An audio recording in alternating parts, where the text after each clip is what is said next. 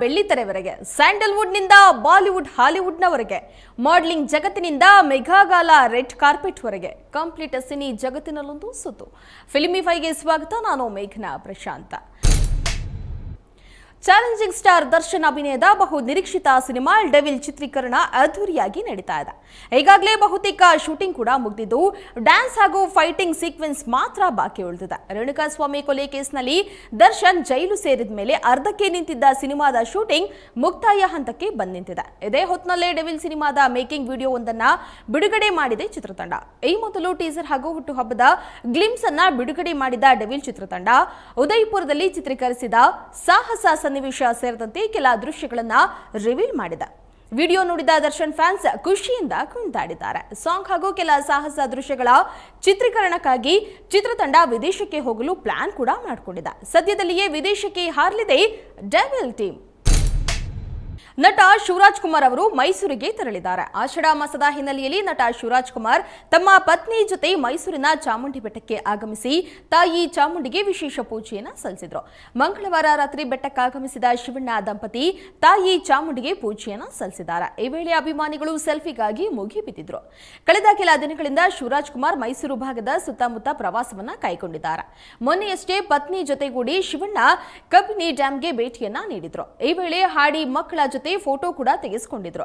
1986ರಲ್ಲಿ Anand cinema ಮೂಲಕ ಸ್ಯಾಂಡಲ್ವುಡ್ಗೆ Shivanna entry ಕೊಟ್ಟು cine ಜರ್ನಿಯಲ್ಲಿ 40 ವರ್ಷ ಪೂರೈಸಿದ್ದಾರೆ. ಕನ್ನಡದ ಜನಮಾಸದಲ್ಲಿ ಹ್ಯಾಟ್ರಿಕ್ ಹೀರೋ ಸೆಂಚುರಿ ಸ್ಟಾರ್ ಆಗಿ ಉಳಿದಿದ್ದಾರೆ.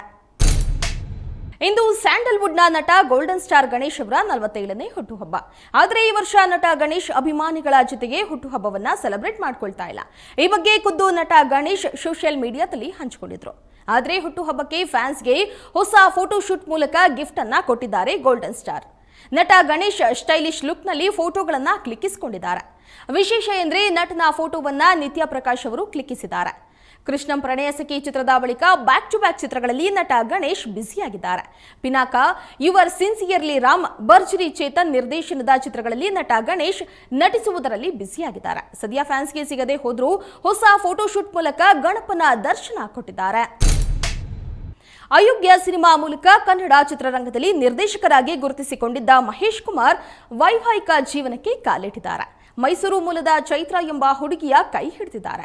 ಅಯೋಗ್ಯ ಹಾಗೂ ಮದಗಜ ಸಿನಿಮಾಗಳ ನಿರ್ದೇಶನ ಮಾಡಿ ಖ್ಯಾತಿಯನ್ನ ಪಡೆದಿರುವ ನಿರ್ದೇಶಕ ಮಹೇಶ್ ಕುಮಾರ್ ತಮ್ಮ ಮೊದಲ ಸಿನಿಮಾದಿಂದಲೇ ಚಿತ್ರರಂಗದಲ್ಲಿ ಹೆಸರನ್ನ ಗಳಿಸಿದ್ರು. ಮಹೇಶ್ ಕುಮಾರ್ ಮದುವೆಯ ಫೋಟೋ ನೋಡಿ ಆಪ್ತರು, ಕನ್ನಡ ಚಿತ್ರರಂಗದ ಗೆಳೆಯರು ಶುಭ ಹಾರೈಸಿದ್ದಾರೆ. ನಿರ್ದೇಶಕ ಮಹೇಶ್ ಕುಮಾರ್ ಹಾಗೂ ಚೈತ್ರ ಅವರು ವಿವಾಹವಾಗಿದ್ದು, ಇದೀಗ ಸೋಷಿಯಲ್ ಮೀಡಿಯಾದಲ್ಲಿ ವಿಡಿಯೋವೊಂದು ವೈರಲ್ ಆಗಿದೆ. ಮೈಸೂರಿನ ಜಯಮ್ಮ ಗೋವಿಂದೇಗೌಡ ಕಲ್ಯಾಣ ಮಂಟಪದಲ್ಲಿ ಸಂಭ್ರಮದಿಂದ ಹೊಸ ಬಾಳಿಗೆ ಎಂಟ್ರಿ ಕೊಟ್ಟಿದ್ದಾರೆ. ಗುರು ಹಿರಿಯರು ಹಾಗೂ 2 ಕಡೆಯ ಕುಟುಂಬಸ್ಥರ ಸಮ್ಮುಖದಲ್ಲಿ ನಿರ್ದೇಶಕ ಮಹೇಶ್ ಕುಮಾರ್ ಹಾಗೂ ಚೈತ್ರ ಮದುವೆಯಾಗಿದ್ದಾರೆ. ಸದ್ಯಕ್ಕೆ ಅಯೋಗ 2 ಸಿನಿಮಾ ನಿರ್ದೇಶನದಲ್ಲಿ ಮಹೇಶ್ ಅವರು ಬ್ಯುಸಿಯಾಗಿದ್ದಾರೆ. ಬಾಲಿವುಡ್ ನಟಿ ಕರೀನಾ ಕಪೂರ್ ಖಾನ್ ಚಿತ್ರರಂಗಕ್ಕೆ ಕಾಲಿಟ್ಟು 25 ವರ್ಷಗಳು ಕಳೆದಿವೆ. ಹಾಗಿದ್ರೂ ಕೂಡ ಅವರಿಗೆ ಇಂದಿಗೂ ಅಷ್ಟೇ ಬೇಡಿಕೆ ಇದೆ. ಬಾಲಿವುಡ್ ಮಾತ್ರವಲ್ಲದೆ ದಕ್ಷಿಣ ಭಾರತದ ಚಿತ್ರರಂಗದಲ್ಲಿಯೂ ಕರೀನಾ ಕಪೂರ್ ಅವರಿಗೆ ಬೇಡಿಕೆ ಸೃಷ್ಟಿಯಾಗಿದೆ. ಪ್ರಭಾಸ್ ನಟನೆಯ ದಿ ರಾಜಸಾಬು ಸಿನಿಮಾದಲ್ಲಿ ಸಹ ಕರೀನಾ ಕಪೂರ್ ಅವರು ನಟಿಸುವ ಸಾಧ್ಯತೆ ಇದೆ ಎನ್ನಲಾಗ್ತಾ ಇದೆ. ಈ ಬಗ್ಗೆ ಚಿತ್ರತಂಡದವರು ಕರೀನಾ ಕಪೂರ್ ಜೊತೆಗೆ ಈಗಾಗಲೇ ಒಂದು ಮಾತುಕತೆಯನ್ನ ಮಾಡಿದ್ದಾರೆ ಎನ್ನಲಾಗ್ತಾ ಇದೆ. ಇದೊಂದು ಹಾರರ್ ಸಿನಿಮಾವಾಗಿದ್ದು, ಈಗಾಗಲೇ ಈ ಸಿನಿಮಾದ ಟೀಸರ್ ಬಿಡುಗಡೆಯಾಗಿ ಗಮನ ಸೆಳೆದಿದೆ. ಈ ಸಿನಿಮಾದಲ್ಲಿ ಒಂದು ಸ್ಪೆಷಲ್ ಸಾಂಗ್ ಮಾಡಲು ಚಿತ್ರತಂಡ ನಿರ್ಧರಿಸಿದೆಯಂತೆ. ಈ ಸಾಂಗ್ ನಲ್ಲಿ ಡ್ಯಾನ್ಸ್ ಮಾಡಲು ಕರೀನಾ ಕಪೂರ್ ಅವರಿಗೆ ಆಫರ್ ನೀಡಲಾಗಿದೆಯಂತೆ. ಕರೀನಾ ಒಪ್ಕೊಂಡ್ರೆ ಅವರಿಗೆ ದುಬಾರಿ ಸಂಭಾವನೆ ನೀಡಲು ನಿರ್ಮಾಪಕರು ಸಿದ್ಧರಿದ್ದಾರೆ.